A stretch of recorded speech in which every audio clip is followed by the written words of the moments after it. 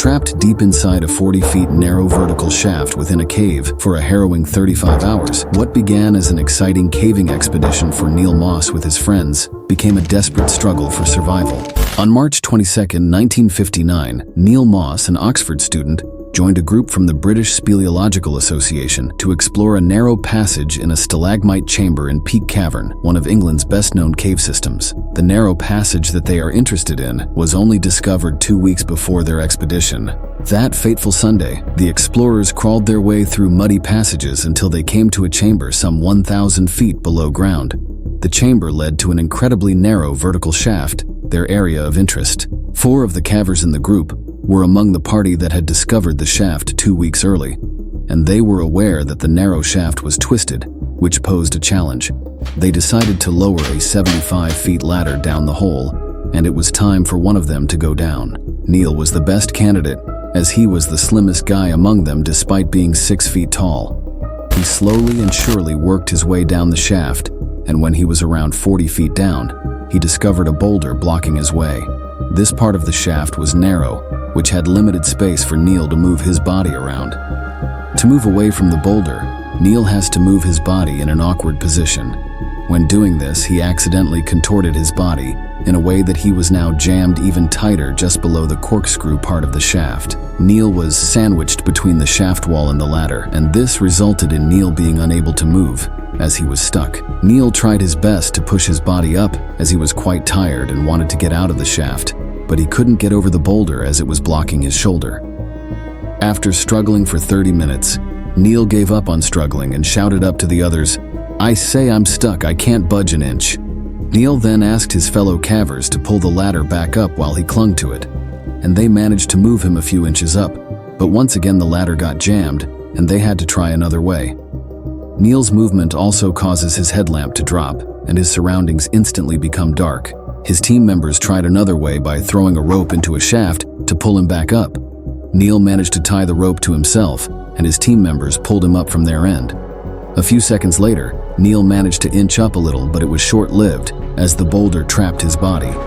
His team members tried to exert more force in pulling him up, and the rope snapped because of it. They decided to try this again and loaded a different rope down the shaft. The rope snapped again, and Neil was still stuck. The cavers went out of the cave to get help, as Neil was definitely in big trouble, and another problem was emerging. Neil's body was blocking the shaft's airflow, and the atmosphere was quickly becoming polluted with carbon dioxide. Neil was disorientated, and his behavior was irritational due to lack of oxygen, which resulted in him suggesting to the others that they go out and eat. Within hours, many rescuers came to the cave to free the trapped man. There was delivery of oxygen bottles to revive Neil as he was losing consciousness and to facilitate the extraction. The rescuers entered the shaft, but were forced to pull back one by one due to a lack of oxygen in the deep cave. An RF doctor pumped oxygen down through a tube, but was still not able to free him. Time was running out as Neil had been in the cave for quite some time, and the rescue team quickly brainstormed ideas to save the man. They thought of excavating the rock lower down, hoping to break through into a lower tunnel. But it soon became clear this was in vain, as the shaft was too narrow for the excavator to go in. They came up with a plan to find someone who was small enough and able to withstand the air filled with carbon dioxide to climb into the shaft to break his collarbones. Breaking his collarbones can allow him to move freely away from the boulder, which can get him out of the shaft. However, there was a problem, as no one could manage to withstand the air to reach him. A call was then put out by the rescue team to find a suitable caver small enough to make it through the shaft.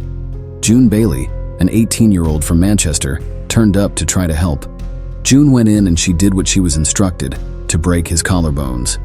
She hit his collarbones multiple times, and Neil was in great pain, which caused him to lose consciousness. 6 hours had passed, and Neil's collarbones weren't broken, and June was exhausted after spending quite some time in the shaft. During this time, there was heavy rain outside the cave, and everyone was forced to temporarily abandon the rescue mission as it might flood the cave system. When they returned after the rain stopped, Neil's whole body was covered with mud water, and they could no longer hear Neil's breathing. Dr. Hugh, one of the RAF doctors to have joined the rescue effort, was the first time in his doctor's career to declare death without actually seeing the patient. Neil's dad, Eric Moss, who had been waiting for news at the tunnel entrance, was devastated, but requested his son be left where he was so that no other lives were put at risk to retrieve his body. Neil died from carbon dioxide excess due to being trapped in that narrow, poor air circulation shaft. The lower shaft was then sealed with loose rocks, and Neil was buried in that shaft. The unnamed chamber in which the shaft is located was named Moss Chamber to commemorate his death, and an inscription was placed on the wall, which is still there to this day. The rescuers risking their lives to save the trapped man were heroic and deserved respect. Their efforts to save the trapped man were recognized as several rescue team members received awards for this operation in August 1959. Despite the heroic efforts in almost impossible conditions to save the man, there were many accusations and counterclaims regarding the poor organization and incompetence relating to the failure to extract Neil. Some of the media coverage was negative towards cavers and caving as an activity, and wanted to ban this activity due to it being too dangerous.